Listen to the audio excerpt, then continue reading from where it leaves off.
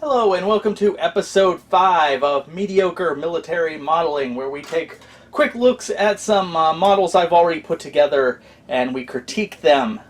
Usually not that good. I am what you would call a amateur, rank amateur, when it comes to modeling. So anyways, this is the Tamiya Sherman Jumbo. It is the M4A3E2 Jumbo, Sherman Jumbo, and this was like an up-armored version of the famous World War II American Sherman tank. So I don't think many of these were actually made. Little over 200, I think, of these were produced. They were much more heavily armored. They didn't change anything else except adding armor, as far as I know. They added a big old armor plate here to the mantlet. They added an armor plate here and the armor plates to the side, and apparently it was pretty effective. It really increased the defensive capability of these tanks. So Sherman Jumbo, I saw this one at my local hobby shop, and usually the smaller local hobby shops are kind of prohibitively expensive, unfortunately. It's hard to justify purchases from those places because even with shipping included, I can usually get stuff online for the same price or less. I still say support your local shops. I love going to them. I love that they're there, but prices just can be a little bit high in some of those shops. But this one, I thought it was pretty reasonable. It's a Tamiya, but I believe this is like a newer Tamiya, and I really like Tamiya's sort of newer stuff. It has the same ease of putting it together. It puts together really well, but it also comes with that extra detail you don't really get with those kits from the 60s and 70s. So I think this is a newer one, and I really liked putting this one together, and I think it turned out okay. So yeah, overall, I did it in the olive drab, of course. I believe I used Tamiya olive drab. This is another one I put together before I had an airbrush, so this is all hand painted. And there's some issues with it in places that we'll look at. But overall, this thing went together really easy. It was really fun to put together. I did try to enhance it in some spots. I didn't get any kind of like third-party kit to enhance it like photo etch. But I did try to do some things.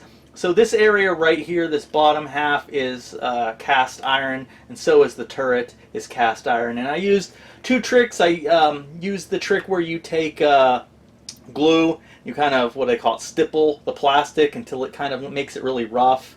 And then I also went over it with like Mr. Surfacer 500, I think, and used the paintbrush.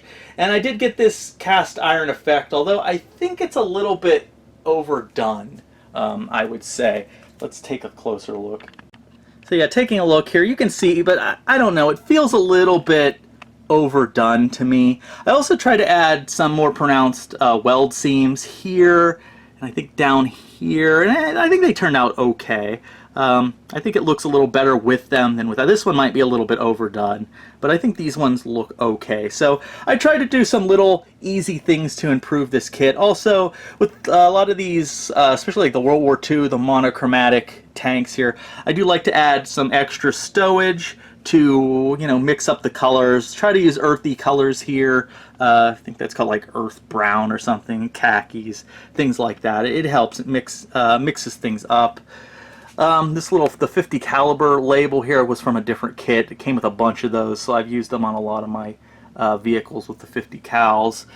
The back here, again, added some things to jerry can. I think that's a slightly different shade of green just to mix it up. Put the extra wheel here. Some of the issues that you probably see right here, the paint. Again, this was brush painted, kind of screwed up here with these streaks that kind of bring things overall sort of down. I think I used the oil dot filter here, so you can see the streaks here that kind of look like rain marks. It's not bad. I think it looks pretty good, actually. So overall, not a lot of huge issues with this kit. I don't like the paint streaks here, how that messed up. Something like the spare track links, it doesn't look great.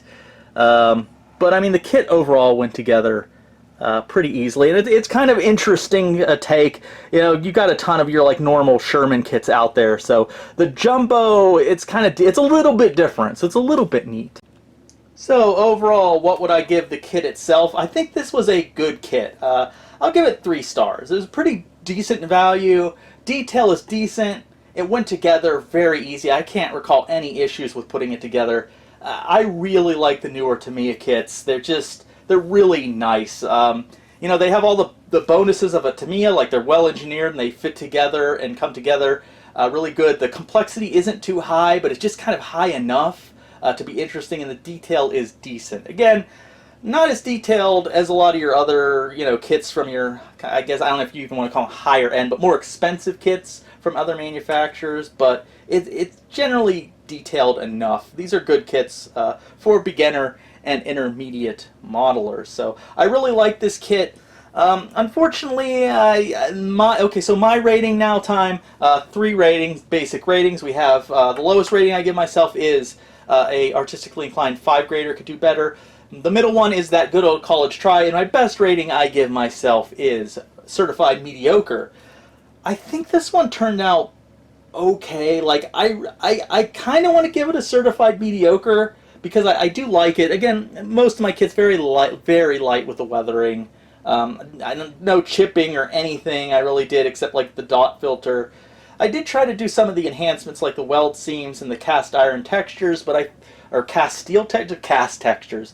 I think it turned out okay, but maybe it's a little overstated. Didn't really do great weathering here with the track links on here. I really messed up. I don't like the weird brush stroke paint. Just doesn't look good there. So, considering all those things, I mean, the decals look decent, but considering like the overstated, the overstated enhancements I kind of made, and the paint issues, and all like the little issues, I'm going to give this one a middle rating for me as that good old college try. So, not great. It looks good from like a distance, I guess. It's okay on the shelf, but I wouldn't enter it in any modeling contests or anything like that. But it's okay overall. Anyways, what do you think about this kit? What do you think about this tank? What do you think about my job building this kit? Let me know in the comments, and I'll see you in the next video. Thank you again for watching.